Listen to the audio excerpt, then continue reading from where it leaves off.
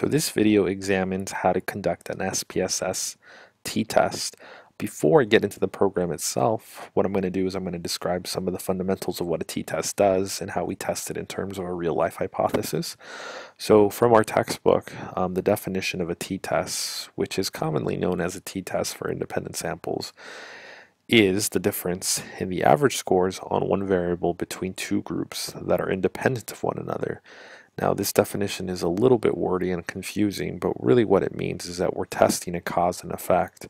And within our cause, what we're doing is we're actually highlighting the difference between two groups. So there's a difference between two groups that we're fundamentally interested in on a second variable, which is our dependent variable. Once we move to a hypothesis, we can see how this works a little bit better. So the hypothesis that we're working with is based on terrorism. This is going to come from the Global Terrorism Data Project. And the hypothesis here says there's a difference between the number of kills that occur in political terrorist attacks and the number of kills that occur in non-political terrorist attacks.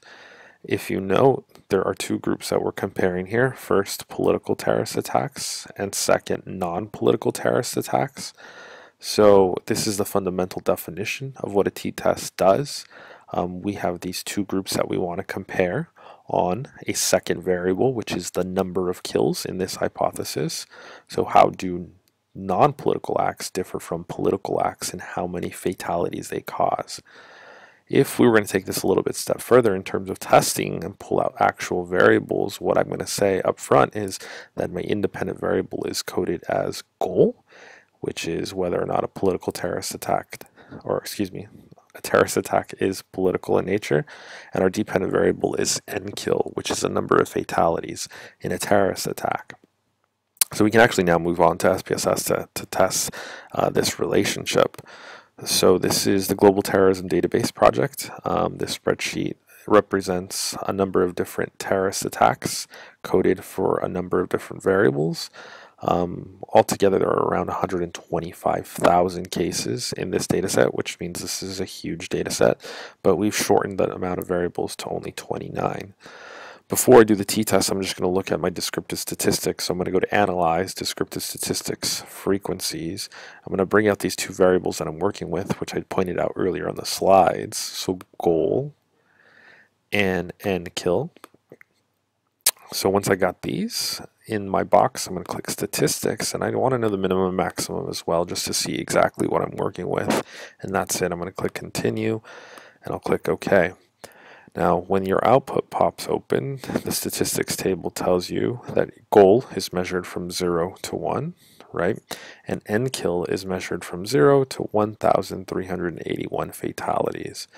Right away, I can tell n-kill is an interval ratio variable, goal is a nominal variable.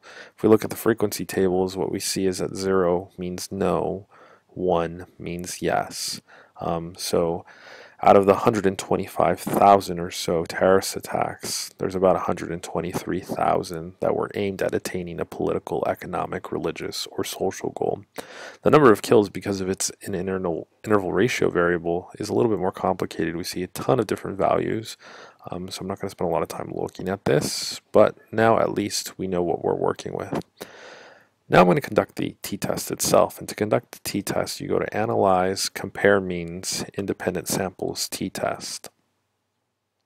Here you put your dependent variable in the test variable box, so the test variable box is going to have n-kill, and the grouping variable, or the variable which we have two categories for, is also going to be our independent variable. So I'm going to find goal and put this here in the grouping variable box. And before we finish, I need to define the groups, which means I just need to tell SPSS what are the different categories that I'm working with. If you remember earlier in the statistics table when we calculated the frequencies, I know that this variable is measured from 0 to 1. So I'm just going to put that in group 1 and group 2 and click Continue. Next, I'm going to click OK because that's all you need to conduct the test. And this is the outcome or output for the t-test. For this class, we're primarily concerned with three values. We're concerned here with the t-value, which is negative 3.441, the degrees of freedom, which is 117,945, and our significance value here, which is 0.001.